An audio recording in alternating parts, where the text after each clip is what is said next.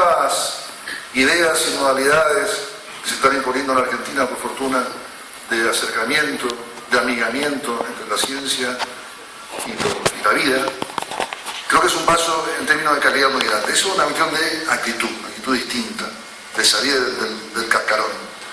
Y el segundo, de perspectiva. Ayer escuchaba a un amigo hablar de los puntos de vista, decía, una cosa es el punto de vista, pero también hay una vista a un punto. Hay una vista a un punto. Y esa perspectiva de Diego, a ese punto, que yo lo denominaría de distribución del conocimiento. Tanto en la charla de la mañana que hemos tenido con el ingeniero Rovira y Cecilia, como hoy, hace un fuerte hincapié en el tema de la distribución del conocimiento y de la ciencia, sobre todo en el sistema educativo. Es una cosa que le obsesiona mucho y hay que hacer ahí una reflexión, una autocrítica sobre las cosas que estaremos fallando seguramente en el sistema educativo.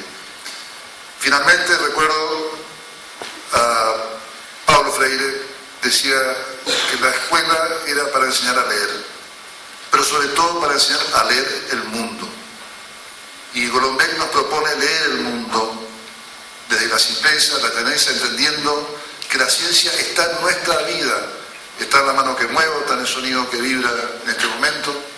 Hoy su charla no es estrictamente de cronobiología, más allá que es su experticia y es su vocación de que es estudiante, sino este vínculo entre sociedad y ciencia y esta vista a un punto que es la distribución de la ciencia. Les agradezco mucho y nos estamos viendo en noviembre 20. Bien.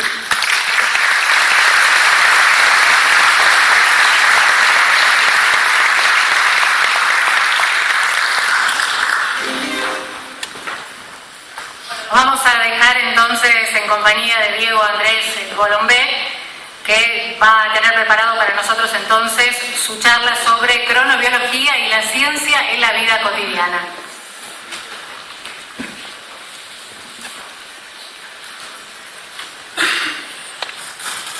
Bueno, hola, buenas tardes a todos. Muchísimas gracias por invitarme, es un lujo, es un honor. Yo vine algunas veces, pero la verdad que está bárbaro, y está bárbaro este lugar. Lo decía hace un ratito, estoy muy tentado de ponerme a cantar algo, decía que estoy muy equipado, pero si no, no se la pierden. Y la verdad que nada, está buenísimo lo que están haciendo acá, lo sabía más por los diarios, y saberlo en primera persona es de locos. Realmente todo el trabajo que se está haciendo en lo cultural, en lo científico, en lo tecnológico, es realmente encomiable. Y bueno, la verdad que quiero compartir un poco algunas de las cosas que yo hago, pero también quiero aprender mucho de lo que se está haciendo acá. Y tengo que hacer dos aclaraciones antes de la charla. La primera, recién les decía Hugo, no voy a hablar hoy de cronobiología, que es mi tema de trabajo profesional. ¿Sí? Por dos razones. Primero, porque nada, preparé otra cosa, preparé algo sobre la ciencia y la vida cotidiana, y segundo, fíjense que es la mejor excusa para que me tengan que invitar de nuevo. Quedan con las ganas, entonces después les tengo que hablar de cronobiología.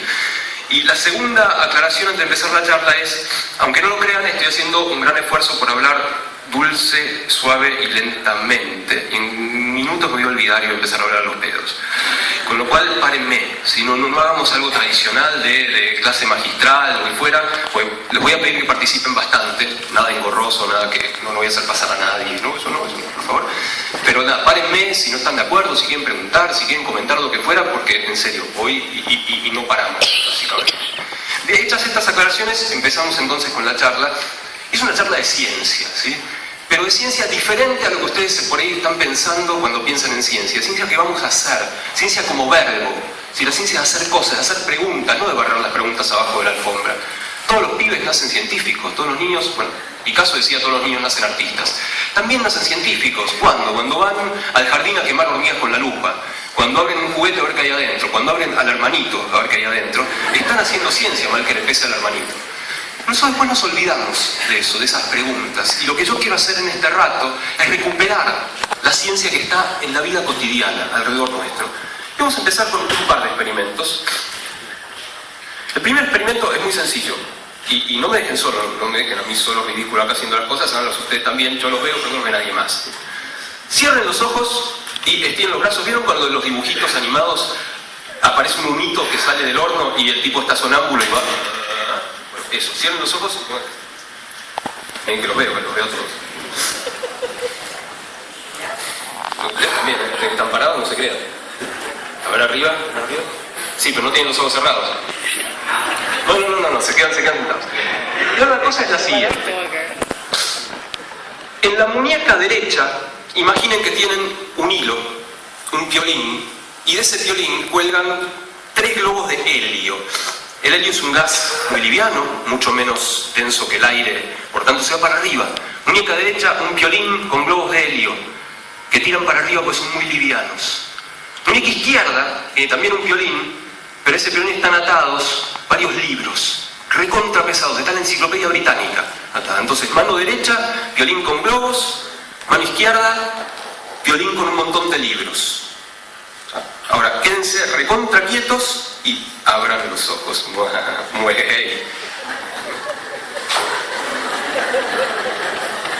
¿Por qué hicimos esto? Por varias razones.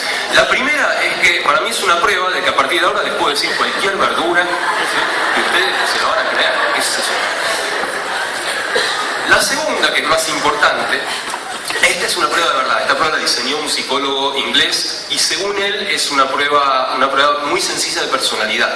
¿Sí? La gente que, como muchos de ustedes, estaba así, había uno que estaba levantando la mano, que estaba así, es efectivamente más fantasiosa, ¿sí? Más propensa a celebrar la imaginación. La gente que se queda con los brazos ahí adelante y es un poco más atada a la tierra.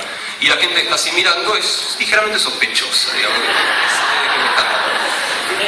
Pero la razón principal por la cual empiezo este experimento y el que viene ahora es porque lo que acabamos de hacer es ciencia, claro que es ciencia. Hicimos un experimento, hicimos una pregunta y encima lo demostramos con una estadística bastante interesante por otro lado.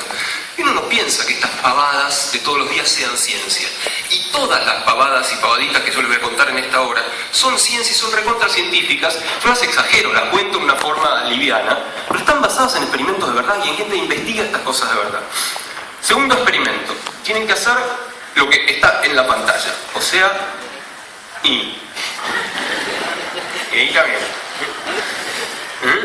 O sea, fuercen una sonrisa. Si quieren, control. Miren que... Y ahora viene una pregunta científica relacionada con esto. Y la pregunta es esta. ¿Y qué onda? ¿No hay algo en el cerebro que cuando ustedes fuerzan una sonrisa les dice, y se siente bien este? Les pregunto de verdad, ¿no sienten? ¿No hay algo que está bueno eso de forzar una sonrisa? Ahora vamos a ir a la explicación, pero antes una variación del experimento. En lugar de forzar una sonrisa completa, les pido un 7 de espada o 7 de oro. Okay. Si quieren, recuerden cómo era el experimento original. Y ahora les pido que lo comparen con... Si hay personas con cirugías, les puede costar más pero no me meto con integridades. ¿Sí?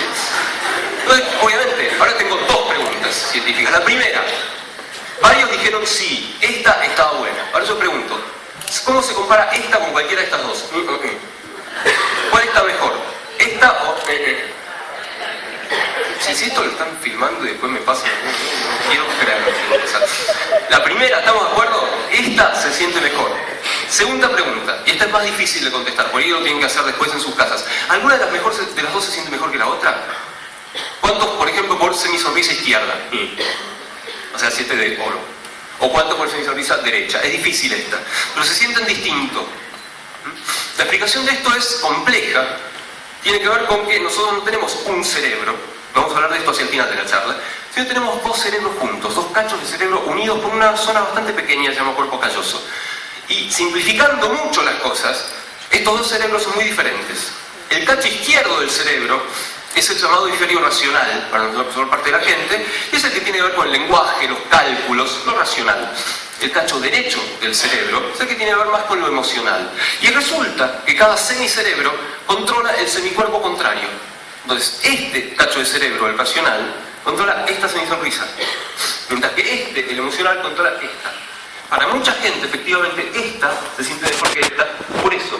Entonces estamos demostrando un concepto que se llama lateralización cerebral, que las funciones del cerebro están diferentes a la derecha y a la izquierda, sonriendo. Tan sencillo como eso. Ahora quiero volver al primer experimento, el de sonreír y sentirse bien. Ese es loquísimo ese experimento. ¿Por qué es loquísimo? Porque uno está acostumbrado a pensar que se emociona, luego actúa. Uno está contento, luego sonríe. Sin embargo, acabamos de hacer un experimento que demuestra exactamente lo contrario. Yo les pedí que actuaran, les pedí que hicieran y algunos dijeron que se sintieron bien. ¿Por cual que estamos todos locos? ¿Estamos todos locos? ¿Es al revés de lo que pensamos? Sí, es al revés de lo que pensamos. Esto lo demostró un neurocientífico norteamericano hacia fines del siglo XIX, y lo que él decía es, suponete que estás en la selva corriendo porque te persigue un oso. No sé si hay osos en la selva, disculpen, sí, básicamente. Y bueno, obviamente tenés miedo. Y él dice, no es que vos corres porque tenés miedo porque corres. Se incorpora la emoción a lo corporal, ¿sí? Fíjense, este concepto pero tan complicado, también lo demostramos sonriendo y sintiéndonos bien. Y esa es la ciencia a la cual yo me voy a referir en esta charla. La ciencia es que ocurre cuando sonreís, que ocurre cuando te haces una pregunta alrededor de esa sonrisa. Y vamos a ver varios ejemplos que tienen que ver con esto, ¿sí? Finalmente, el resumen, la metáfora principal de la charla sería esta. La ciencia es eso de te pasa mientras estás ocupado haciendo otros planes. La ciencia pasa y la dejamos pasar. O peor aún, la vemos y decimos, no, eso no es para mí, muy difícil, no, yo me llevaba siempre física a marzo, que me van a venir aquí con experimentos. Sin embargo, no es así. Quiero hacer una aclaración de esta frase. No es mía, estrictamente. Esta frase es un afano a este gran científico, ¿sí? No sé si lo llegan a ver. Sí, en el último disco de Lennon decía eso, la vida es eso de te pasa mientras estás ocupado haciendo otros planes. Y la ciencia también. La ciencia también te pasa y no te das cuenta. Está, por un lado, la ciencia profesional, que no se dedica a eso, y por otro lado, esta que pasa. Y yo voy a hablar de la ciencia que pasa. Así que sigamos un poco adelante. Sin embargo, si ustedes hablan con cualquier científico, incluso de las ciencias sociales, van a decir, no, estas pavadas que yo estoy haciendo no tienen nada que ver con la ciencia es otra cosa.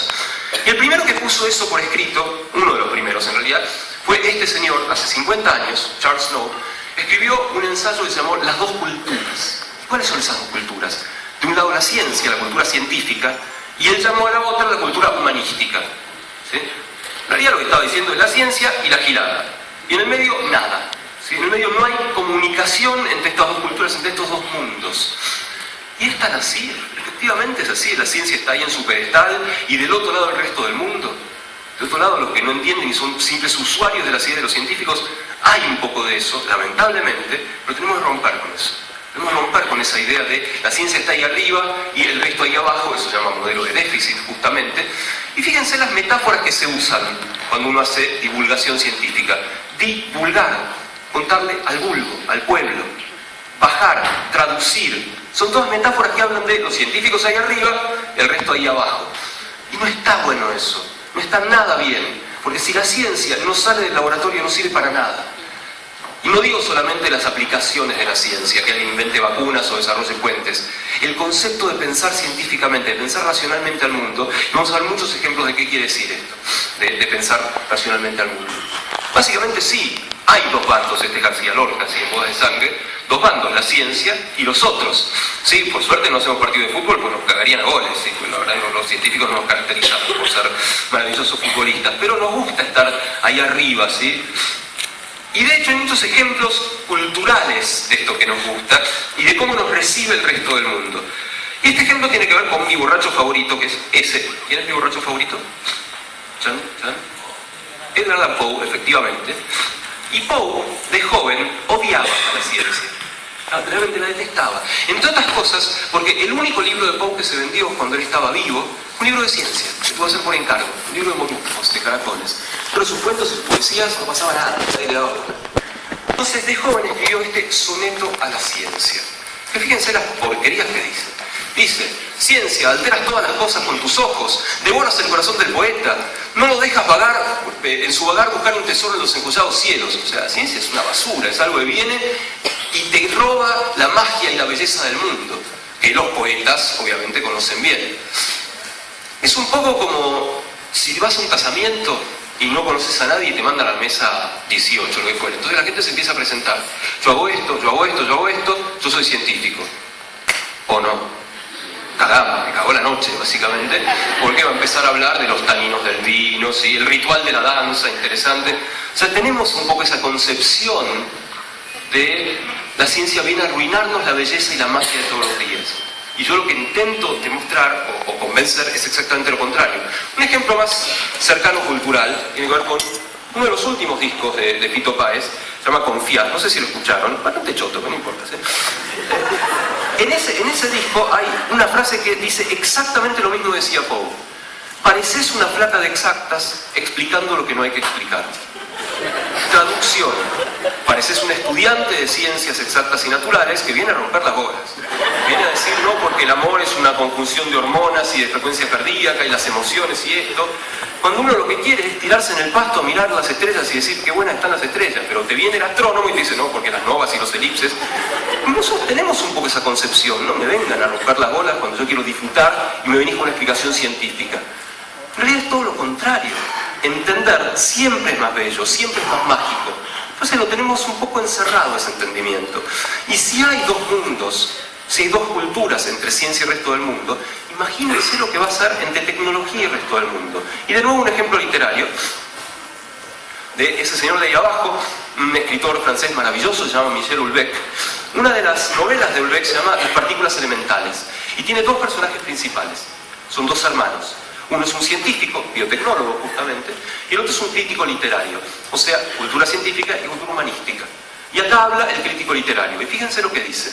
Dice, no sirvo para nada, no tengo idea de cómo se hacen los tenedores o los teléfonos, soy incapaz de producir los objetos que me rodean. Si la industria se bloqueara, sería incapaz de volver a poner en marcha una sola rueda. Mis competencias técnicas son inferiores a las del hombre de Neandertal. La mayor parte de la gente que me rodea está en el mismo caso. Chan. Todos pensamos eso. Todos pensamos eso, y la tecnología está ahí. ¿Por qué yo estoy hablando por acá y de pronto sale fuerte? Que hay un montón de japonesitos que dicen más fuerte, más fuerte, más fuerte, más fuerte. Y de pronto sale, no sé, no lo sabemos. Confiamos, somos puros usuarios de la tecnología. Si somos espectadores de la ciencia, somos usuarios de la tecnología y eso también está mal. Porque al no apropiarnos de la tecnología, con lo que sabemos, y la tecnología es de otros, el poder es de otros, el conocimiento es de otros. Todo empieza no por la ciencia profesional, sino por la ciencia de todos los días, por querer entender de qué se trata, por tener ojos de científico, no de científico profesional, sino de este científico o cientifiquito que se quiera hacer preguntas. Es básicamente, ¿qué podemos hacer los científicos profesionales frente a este paradigma que está así realmente, está esta división entre los mundos? Bueno, podemos hacer un montón de cosas. Por ejemplo, podemos contar lo que hacemos. Podemos considerar que contar lo que hacemos es parte de lo que hacemos. Por supuesto, para eso lo tienen que evaluar. Si acá seguro que hay investigadores de CONICET o de la universidad, saben que si hacemos estas cosas no tenemos dónde meterlas en un informe final de CONICET. Ahora desde hace poco sí, pero tradicionalmente no. Entonces se considera una pérdida de tiempo.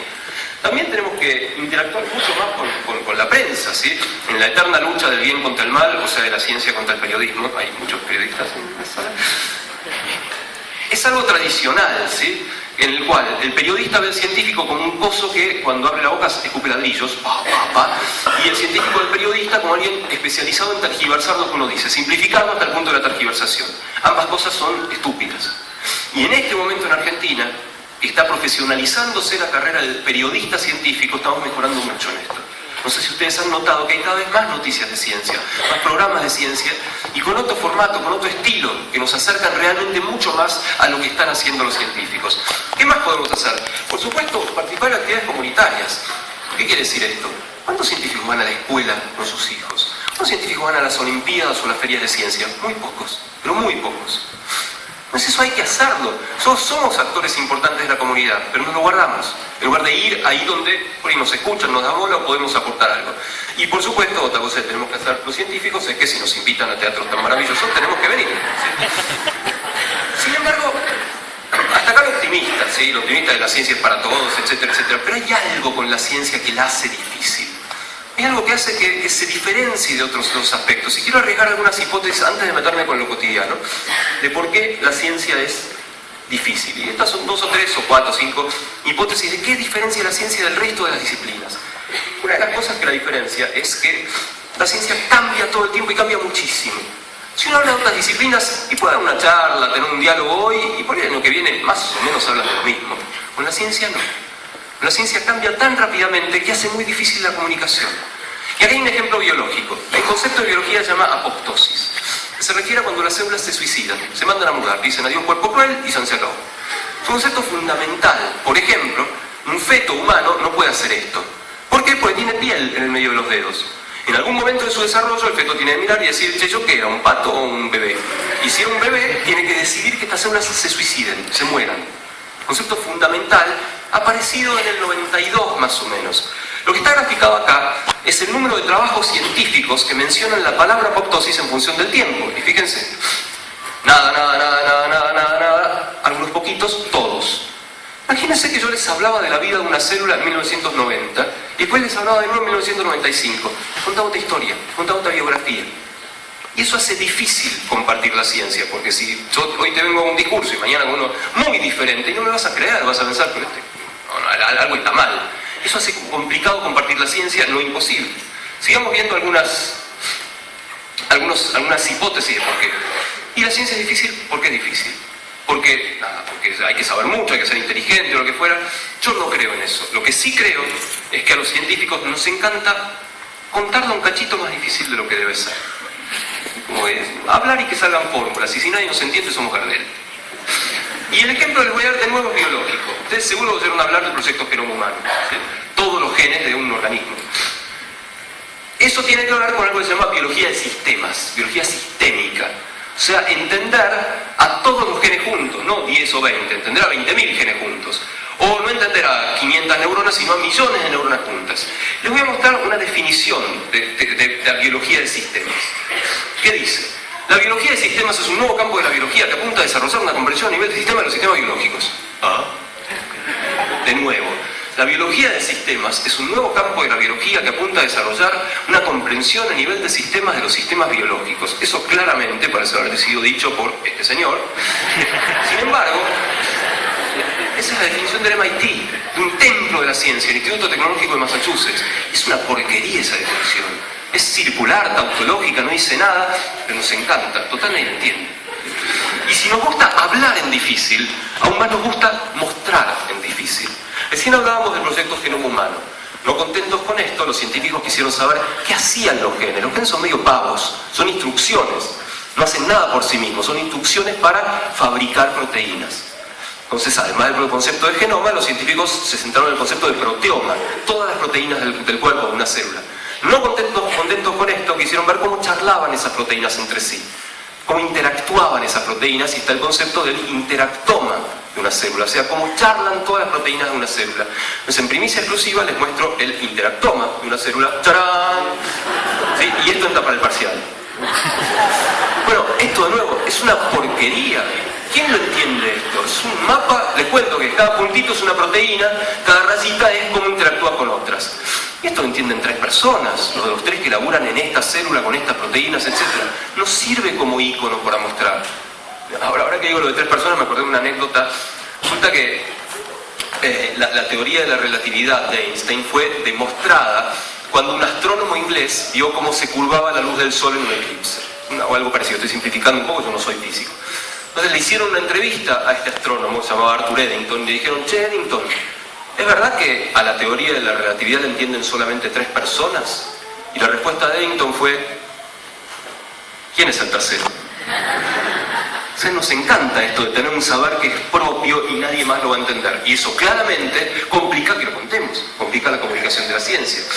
Otro concepto que hace difícil contar la ciencia es un concepto que va en contra de cómo funciona nuestro cerebro. ¿Cómo es esto? Nuestro cerebro ve una butaca marrón, una butaca marrón, una butaca marrón, y está preparado para decir todas las butacas son marrones. Está cableado de esa manera. Es inductivista nuestro cerebro. Uno va al campo, ve un cisne blanco, un cisne blanco, un cisne blanco. Nuestro cerebro dice todos los cisnes son blancos. Y la ciencia va en contrario. La ciencia todo el tiempo tiene que estar buscando un cisne negro. Esto va en contra del cerebro. Es muy difícil entender esto hasta que no estás en un laboratorio y vas en contra de tu hipótesis. Entonces, cuando uno habla de ciencia con un no científico, a veces se encuentra con estos problemas. Pero pará, ¿cómo vos querés buscar lo que no es? Sí, exactamente, estamos buscando lo que no es, a ver si efectivamente estoy en lo cierto o no. Por otro lado, la ciencia que suele llegarle a la sociedad, una serie que se hace de noticias, en formato periodístico, que seguro ustedes leyeron, que yo me gusta llamarlo un grupo de científicos. ¿No? Esas noticias que empiezan diciendo, un grupo de científicos de la Universidad de puntos suspensivos descubrió que puntos suspensivos. Como si la ciencia descubriera algo, como si tuviera noticias. No, el asunto es que la ciencia tiene historias. Y esas historias tardan mucho en fabricarse, generaciones. Y en general la ciencia que nos llega trata de trasladar una historia a una noticia. El ejemplo que pongo acá es una película maravillosa que se llama El regreso del monstruo de dos cabezas, que solían pasar mucho en sábados de superacción, y esto es una prueba generacional. ¿Cuántos dicen, ah, sí, sábado de superacción? Pocos, o no se animan básicamente. Y en esa película hay un científico malo, por supuesto con acento alemán, ¿sí?, que quiere dominar el mundo y esas cosas, que es este que está acá. Y resulta que el tipo está enfermo, ¿sí?, se va a morir. Y dice, lo voy a cagar. En lugar de morirme voy a hacer que agarren mi cabeza y la trasplante en otro cuerpo. Entonces, ¿qué hace? Consigue un condenado a muerte que cede su cuerpo para hacer el trasplante. Pero hay dos problemas acá. Primero, obviamente este tipo es súper racista y el condenado a muerte que le encuentran, sin que él sepa, es negro. Y segundo problema, se olvidan de sacar de la cabeza al negro. Entonces, cuando el tipo se despierta, están las dos cabezas juntas. Entonces, está la cabeza original, la cabeza del científico loco, que mira así y dice, oh no, maldito negro, es absolutamente maravillosa. Bueno, imagínense que eso sucediera. Eso es una historia para contar. Historia de trasplantes, ¿cómo se juntan nervios? ¿Cómo se juntan vasos sanguíneos? ¿Es verdad que un cerebro puede reproducirse, puede estar en otro cuerpo y funcionar? Porque estamos hablando de un trasplante de cuerpos. Sin embargo, si esto ocurriera, nos llegaría en forma de noticia. Descubren al monstruo de dos cabezas o hacen un monstruo de cabezas o lo que fuera. En el medio perdemos a la ciencia, perdemos a todo el proceso de pensamiento que llevó a hacer una historia. Y en general lo que nos llega es la noticia cortita de un grupo de científicos. Otro asunto por el cual es difícil comunicar la ciencia es porque en general contamos la ciencia desde hoy, desde el presente. En lugar de tratar de contarla, metiéndonos en la cabeza de los tipos que pensaron ciertas cosas. Metiéndose en la cabeza de Lamarck, de Darwin, de Lavoisier, de lo que fuera. Lo llama hacer teoría de la mente en psicología. Bueno, en general en la escuela no se cuenta de esta manera. Se cuenta todo como, bueno, y este tipo se despertó un día y dijo, hoy voy a descubrir la estructura atómica. La descubrí. Y la ciencia no ocurre así. Hay que meterse en la cabeza de qué se sabía en esa época. ¿Quién más estaba trabajando en esto? ¿Por qué esto fue romper un paradigma o no? Y acá traigo en rescate a mi amigo Asterix, que espero que sean todos fanáticos, y si no, seguridad, se me llevan los que no conocen Asterix. ¿Por qué? Porque en cada capítulo de Asterix hay un montón de ciencia, hay un montón de culturas que utilizaron la ciencia. Por ejemplo, el gran amigote de Asterix, está un poco chiquito ahí, el druida, ¿sí? ¿Cómo se llama el druida? No, Obelix es el gordo. Panoramix. Panoramix. Y bueno, un druida ¿qué era? Era una especie de científico. ¿Cuál era el trabajo del druida en tiempos de Asterix? Aconsejar al jefe. Decirle, sí, andá a masijar a la tribu de enfrente, o quédate en casa, o casate con esta y no con esta otra. ¿Y cómo aconsejaba? Con términos anatómicos. Abría un bicho, sacaba el hígado, se fijaba cómo estaba ese hígado. Para eso hay que saber ciencia. Hay que saber a qué se parece un hígado, si está grande, si está chico, si es amarillo, si es negro, o si es rojo, lo que fuera. Entonces, hay mucho en estas culturas anteriores de entender un poco esto de ciencia. Y si seguimos recorriendo un poco algunos capítulos de Asterix, hay un capítulo memorable, ¿sí?, cuando va Asterix al Antiguo Egipto, se llama Asterix y Cleopatra, y por supuesto todos ustedes ya se han dado cuenta de que este es un papiro médico y de que ahí dice cerebro, ¿verdad? Ya lo habían visto. Bueno, este efectivamente es un papiro médico que aparece en Asterix y ahí dice, si sos un médico y te viene un soldado con tal cosas en el cerebro, miralo y decirle, no te pienso curar. Básicamente dice algo parecido. Y otro ejemplo tiene que ver con la vida cotidiana, y ahora sí nos metemos en el tema. ¿Por qué la ciencia es tan complicada, es tan ajena al mundo? Porque no se relaciona con nosotros. En general, la escuela nos da respuestas a preguntas que no nos hacemos. Entonces, ¿qué me importa? ¿Qué me importa la superficie de un paralelepípedo? Si no es una pregunta que yo me estoy haciendo. ¿Y cómo? ¿La ciencia no te da preguntas para que vos te hagas? Todo el tiempo te las está dando. Y eso es lo que quiero contar ahora a partir de una serie de ejemplos. Y antes, una pequeña digresión histórica, que tiene que ver con SNN. Y ustedes me tienen que contar quién es SNN. Les puedo dar pistas, ¿sí? Pero mejor si lo sacan sin pistas. Un poquito arriba. SNN ahí tiene unos 3 años. Arregle pelo blanco. Bigotes. Albertito, miren la cara de Albertito que tiene, Albertito Einstein. Se cuenta que Albertito era medio gil de chicos, y no habló hasta que no tuvo 3 años. Y las primeras palabras fueron sentado a la mesa con sus padres, la sopa está demasiado caliente. Pues sus padres primero se pusieron recontra contentos, bueno, no es un tarado, puede hablar. Después le dijeron, dijeron, para un cacho, Albertito, ¿cómo es esto? Si vos decís esa frase, quiere decir que entendés todo y puedes hablar maravillosamente bien. ¿Por qué hasta ahora no habías hablado? Y la respuesta de Albertito fue, antes todo había estado en orden. No sé si es cierta o no esta historia, pero está en alguna de sus geografías. Imaginamos que es cierta. Y eso es la ciencia de todos los días. ¿Por qué? ¿Qué había pensado Albertito? La sopa está bien, la sopa está bien, la sopa está bien, la sopa está caliente, hablo. Y eso es lo que hace un científico. Mariposa amarilla, mariposa amarilla, mariposa amarilla, mariposa azul. ¡Epa! ¿Qué le pasa a esa mariposa? Ahí pongo la lupa, pongo el microscopio y me intereso por saber qué es lo que le está pasando. Pero vamos a ver ejemplos un poco más concretos de ciencia de todos los días. Por ejemplo, ciencia que tiene que ver con la cara. ¿Qué está haciendo ese señor? Efectivamente, o bien yo podría haber venido acá y hacer ¡ah! Y mi pregunta es, ¿qué van a empezar a hacer ustedes en segundos? Y no me voy a ofender ni mucho menos. Y ustedes también, si quieren. ¿Y a ellos no les parece que hay un montón de ciencia guardada? Me insisto, hay dos preguntas absolutamente fascinantes. La primera es, ¿qué cuernos es el bostezo? ¿Por qué bostezamos? Pregunto, ¿cuándo bosteza la gente? ¿No tiene sueño? ¿Cuándo más? ¿Cansancio? ¿Cuándo más? ¿Aburrido? Les cuento, la gente bosteza todo el tiempo. Por ahí no hace una ¡ah! ¿Sí? Pero bosteza todo el tiempo, efectivamente. Hay microbostezos, a veces cuando está cansado por ahí bosteza más. Bosteza todo el tiempo, así que no es solamente porque uno está cansado. Hay un montón de hipótesis al respecto. Es más, ahora que van a tener ganas